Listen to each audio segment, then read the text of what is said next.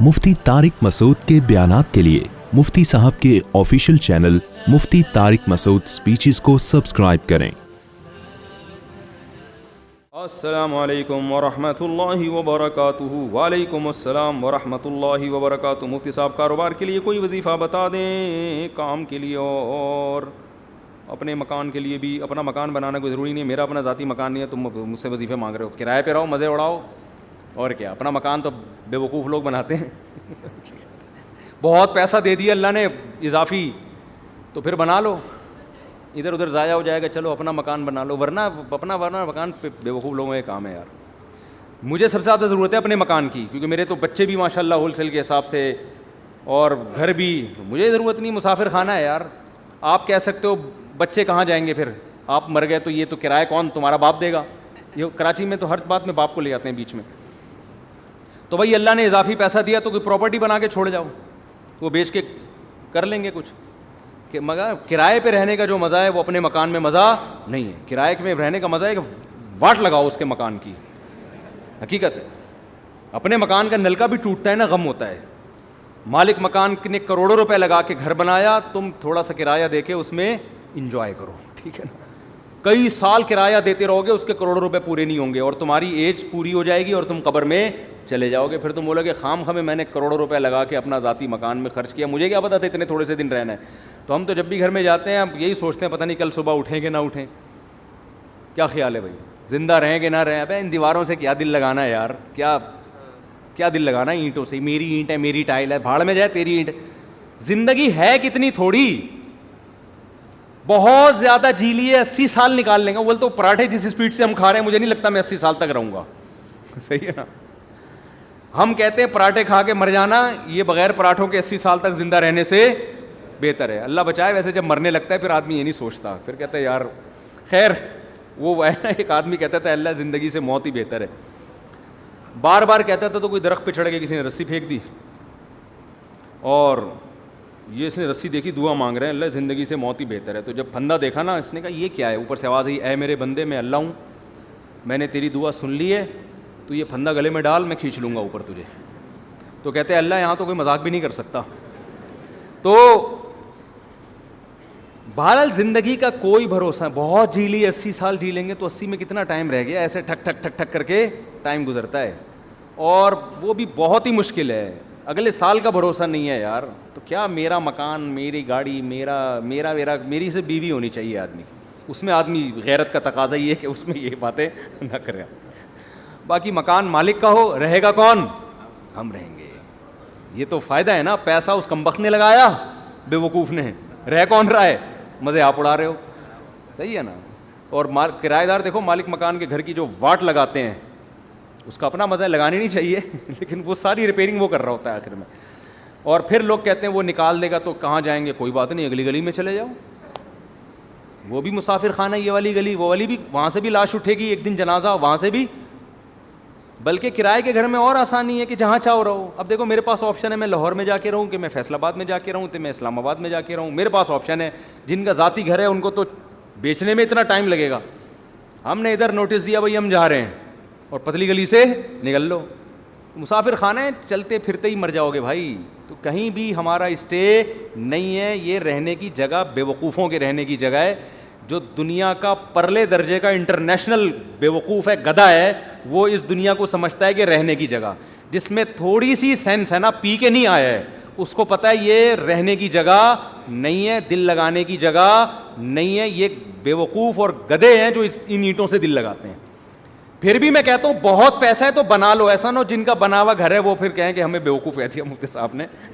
उनके बारे में मैं तावील करता हूँ कि इनके पास इतना पैसा था कि इन्होंने खा भी लिया, पी भी लिया, शादियाँ भी हो गई, बच्चे भी हो गए। अब इनको समझ में नहीं आ रहा है, इन्होंने कहा चलो घर बना लेते हैं। उसका फ़ायदा ये होगा कि बच्चों के काम आ जाएगा प्रॉपर्टी। हदीस में ये तरगीब है कि अगर अल्लाह ने आपको पैसा दिया, नहीं दिया तो टेंशन ना लो, अल्लाह पे तवक्कुल करो, अल्लाह ने आपको खिलाया, बच्चों को भी खिलाएगा। लेकिन सही हदीस है, अगर अल्लाह ने पैसा दिया है तो फिर हदीस में तरगीब है बच्चों के लिए छोड़ के जाओ, बच्चों को लावारिस मत करो। तो कुछ इतना थोड़ा बहुत बचा लें बच्चों के लिए। उसका तरीका है प्लॉट लेके डाल दें, समझते हो, प्लॉट लेके डाल दें, उसकी कीमत ज़्यादा तेज़ी से बढ़ती है। जब आप मरेंगे तो वो बहुत ऊपर जा चुका होगा, बच्चों के काम आ जाएगा। तो वरना बाज़ दफ़ा ऐसा होता है कि بچے رول رہے ہوتے ہیں, پاؤں میں پہننے کی چپل نہیں ہوتی ان کے پاس, تو اگر اللہ نے مال دیا ہے تو پھر بچوں کے لیے کچھ آپ کو بنا کے جانا پڑے گا, سمجھتے ہو؟ تو اس نیت سے کوئی کر لے تو ٹھیک ہے. یہ پتہ نہیں کہاں سے بات آئی تھی, یہ سوال پوچھا کیا تھا, ہم نکل کدھر کو لیے. کاروبار کا وظیفہ, مکان کا وظیفہ تو میں نہیں بتاؤں گا, ذاتی مکان ضرورت ہی نہیں ہے. کیا کاروبار کے لیے میں وظیفہ بتا دیتا ہوں. وہ وظیفہ یہ ہے کہ صبح اٹھ کے جاگنگ کرو, پہلے تو فجر کی نماز پڑھو, پھر جاگنگ کرو, پھر پٹھان روٹی کے 2 پراٹھے کھاؤ. اس سے آپ کو ملے گی موٹیویشن. جب کاکڑ دنہ ہو جائے گا, کاکڑ دنہ سمجھتے ہو؟ نئے نئے لوگ آتے رہتے ہیں, پرانے بور ہو جائیں گے. دیکھو قوالی جب شروع ہوتی تھی نا, شروع میں آرام آرام سے چلتا ہے, قوالی میں آرام آرام سے چلتا ہے نا, ایک ہی سر میں ہوتے ہوتے پھر کاکڑ دنہ ایک دم جوش میں آتا ہے. تو کاکڑ دنہ کا مطلب یہ ہوتا ہے ایک دم ہٹو بچوں کام ہو جائے اور ایک دم طبیعت میں جوش آ جائے. تو صبح فجر کی نماز پڑھو, پھر اس کے بعد کرو طبیعت سے جاگنگ, خوب پسینہ نکالو. پراٹھے نہیں کھاؤ, جو مرضی کھانا ہے کھا لو. اس تو ہو جائے گا, کیا ہو جائے گا, کاکڑ دنہ. آپ کی اسپیڈ بڑھ جائے گی. پھر آپ پلاننگ کرو میں نے کرنا کیا ہے, اور تہجد میں 2 رکعت پڑھ کے اللہ سے دعا بھی مانگ لو کہ اللہ مجھے رزق دے. حدیث میں آتا ہے اللہ تعالیٰ رات کے آخری حصے میں آسمان دنیا پہ آ کے کہتے ہیں حل میں مسترزقن ارزق لا, کوئی ہے روزی طلب کرنے والا, میں اس کو روزی دوں. تو وظیفوں میں ٹائم ضائع کرنے کے بجائے اس وقت 2 رکعت پڑھ کے اللہ سے کیا مانگ لو, روزی مانگ لو. ہمارے یہاں کیا کرتے ہیں, میں کسی کو بتاتا ہوں نا تہجد میں 2 رکعت پڑھ کے اللہ سے روزی مانگ لے, وہ تہجد میں 2 رکعت پڑھنے کے لیے اٹھتا ہے, اس کے بعد پھر سوتا ہے, 1 بجے اٹھتا ہے پھر وہ. تو اللہ کیا کہے گا, مانگ تو روزی رہا ہے, کام سارے نحوست والے کر رہا ہے. روزی کو دھکا دینے والی بات ہے نا. جو 1 بجے سو کے اٹھے گا, اور کراچی میں 2 بجے کسی کو فون کرتا ہوں, کہتے ہیں میں ناشتہ کر کے آ رہا ہوں, دوپہر 2 بجے میں کیا کر کے آ رہا ہوں, ناشتہ کر کے آ رہا ہوں. تو کاروبار گیا کہاں, تیل لینے. آپ کہہ سکتے ہو کہ میں فجر کے بعد جاگنگ کر کے رات کو تہجد میں 2 رکعت پڑھ کے اللہ سے دعا مانگوں گا, پھر فجر کے بعد جاگنگ کروں گا, پھر آپ کے مشورے پر 2 پراٹھے کھاؤں گا. اور کاکڑ دنہ 2 پراٹھے, یہ ویسے ہی کہہ رہا ہوں میں, مزہ آتا ہے کہنے میں یار, پتہ نہیں کیوں پراٹھے میں. باقی آپ جو مرضی کھاؤ, پراٹھے تو نقصان دیتے ہیں لیکن جو مرضی کھاؤ. اس کے بعد پھر میں جب یہ سارے کام کروں گا, میں دکان جاؤں گا تو میرے علاوہ کوئی بندہ شاپ پہ ہوگا ہی نہیں. تو کاروبار کیسے چلے گا صبح صبح؟ صحیح حدیث ہے بورک لامتی فی بکورہا, اللہ نے میری امت میں صبح کے وقتوں میں برکت. یہ میری بھی روٹین خراب ہوئی ہے, میری اپنی روٹین بھی خراب چل رہی ہے کراچی کی وجہ سے, لیکن اس کو سیٹ کرنے کی ضرورت ہے. تو صبح حدیث میں آتا ہے اللہ نے برکت رکھی ہے. اب لوگ کہتے ہیں ہم جب صبح دکان پہ بیٹھیں گے تو ہمارے علاوہ اس پوری کائنات میں کوئی بھی نہیں ہوگا, تو کسٹمر ہوگا ہی نہیں, تو کاروبار چلے گا کہاں سے؟ تو بھائی صبح اٹھنے کا مطلب ضروری نہیں کہ دکان پہ جا کے بیٹھ جائیں. صبح آپ کاروبار کی پلاننگ کرنا شروع کر دیں بیٹھ کے. آپ انٹرنیٹ پہ بیٹھ جائیں کہ یار کیا چیز پروڈکٹ مارکیٹ میں چل رہی ہے جو سستی اٹھا کے مہنگی بیچ سکتا ہوں. کاروبار کا مطلب دکان میں بیٹھنا تھوڑی ہوتا ہے, پلاننگ بھی تو کرنی ہوتی ہے نا. تو کیا ہو گیا, تو صبح آپ بیٹھو, جب جاگنگ کر کے پراٹھے کھاؤ, چائے شائے نہیں پی لو تو بھی غلط ہے, لیکن پی رہے ہیں تو کیا کریں. تو جب آپ بیٹھ گئے تو اس کے بعد پھر آپ کیا کرو, پلاننگ کرو. پلاننگ کیسے کرو, ایک ڈائری لو اور پین لو. دیکھو یہ انسان کی نیچر ہے, میں نے بارہا تجربہ کیا ہے. موبائل کی ڈائری میں جب آپ پلاننگ کرتے ہو آپ کا دماغ نہیں چلتا. یہ کچھ قدرت کی طرف سے یہ ہے. دماغ انسان کا جب ہی چلتا ہے جب اس کے ہاتھ میں قلم ہو. اٹھائیے نا, قرآن میں بلا وجہ نہیں اٹھا لی. میں نے دیکھا ہے کہ میں اگر کمپیوٹر پہ کچھ لکھ رہا ہوتا ہوں نا, کوئی دماغ جیسے کتاب لکھنی ہے, کوئی مضمون لکھنا ہے, زیادہ دماغ نہیں چلتا کمپوزنگ میں. ادھر آپ نے پین اٹھایا اور ڈائری اٹھا کے لکھنا شروع کیا, دماغ چلنا شروع. پھر اس کو بے شک کمپوز کرا لو بعد میں.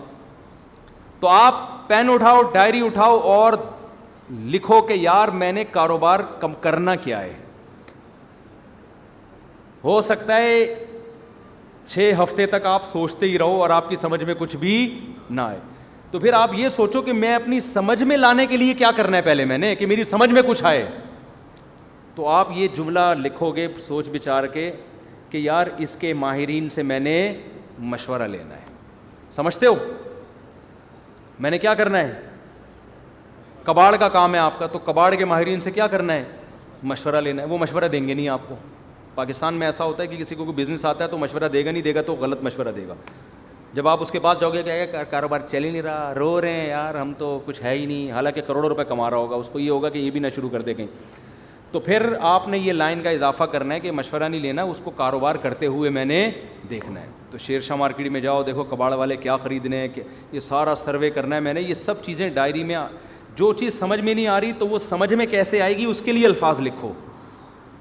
سمجھتے ہو؟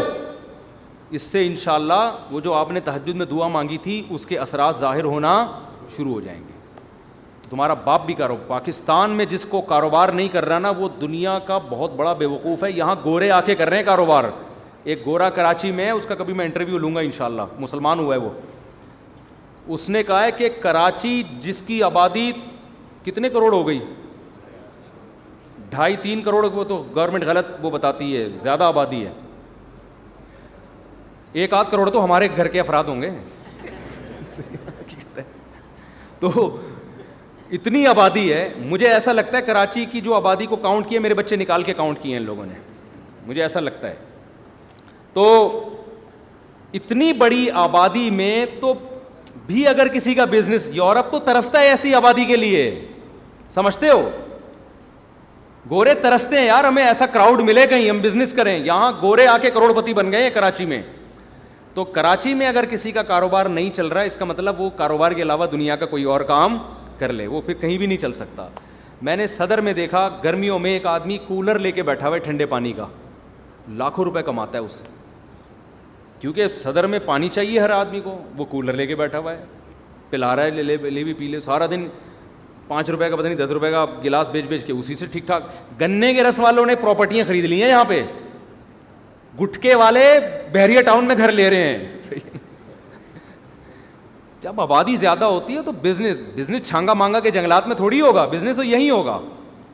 سبزی منڈی میں جا کے دیکھو کیسے کروڑ پتی, ٹماٹر بیچ کے ارب پتی بن گئے ہیں. تو کراچی میں تو آپ نے مائنڈ استعمال کرنا ہے, کھوپڑی استعمال کرنی ہے تو کھوپڑی بھی استعمال کرو, اور رات کو بیٹھ کے تہجد میں اللہ سے 2 رکعت پڑھ کے دعا مانگو.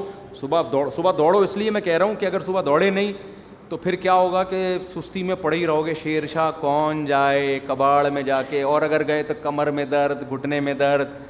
اور اس نے کہا کہ یار یہ ذرا اسٹیل تھوڑی سی اٹھائی, اور جس زاویے سے اٹھائی قیامت تک کے لیے ویسے ہی ہو گئے. ایک صاحب نے مجھے اپنا واقعہ سنایا, کہہ رہے میں حج کرنے کے لیے گیا, ان کی عمر 50 سے اوپر تھی, سچا واقعہ ہے. کہتے ہیں میں حج کرنے کے لیے گیا تو پہلے چکر میں رمل کرنا پڑتا ہے نا تھوڑا اکڑ کے, کہہ رہے میں نے یوں کیا تو میں یوں ہی ہو گیا, کیونکہ عادت ہی نہیں تھی ورزش کرنے کی, چلنے پھرنے کی. کہہ رہے ہیں ایسا پٹھے میرا پہلے جھٹکے میں ہی اٹکے ہیں, اکڑے ہیں, کہ اس کے بعد میں کافی ٹائم لگا دوبارہ نارمل کنڈیشن میں آنے میں. مالشیں ہوئیں, پتہ نہیں میڈیسن لیے, پھر جا کے وہ رمل ہی رہا ان کا. اب تک میرا خیال ہے رمل ہی ہوتا رہا ان کا, گھر میں بھی رمل کرتے ہوئے آئے ہو. تو یہ حال ہو جاتا ہے انسان کا. تو اس لیے میں کہہ رہا ہوں صبح دوڑو گے تو ذرا فائدہ ہوگا. تو یہ وظیفہ میں نے آپ کو بتا دیا, اس پر عمل کریں. پھر بھی پیسہ نہیں آیا تو اس کا مطلب اللہ نے آپ کی قسمت میں کیا لکھی ہوئی ہے, غربت. پھر وہ نجومی والا واقعہ سوچا کریں کہ ایک نجومی کے پاس گیا غریب آدمی کہ بھائی میرے پاس پیسہ یہ کیا ہے, میں بہت پریشان ہوں غربت سے. اس نے کہا, اور لکیریں دیکھ کے کہا 10 سال اور پریشان رہیں گے آپ. یہ خوش ہو گیا کہ پھر اس کے بعد شاید پیسہ آ جائے. اس نے کہا پھر پیسہ آئے گا. اس نے کہا نہیں, پھر آپ کو غربت کی عادت ہو جائے گی, پریشانی ختم ہو جائے گی. تو آپ اس طرح سے بزنس کریں, یا تو پیسہ آ جائے گا ورنہ آپ کو کھجل خواری کی عادت پڑ جائے گی. یہ بھی ٹھیک ہے, کیا خیال, اس کا اپنا مزہ ہے بھائی.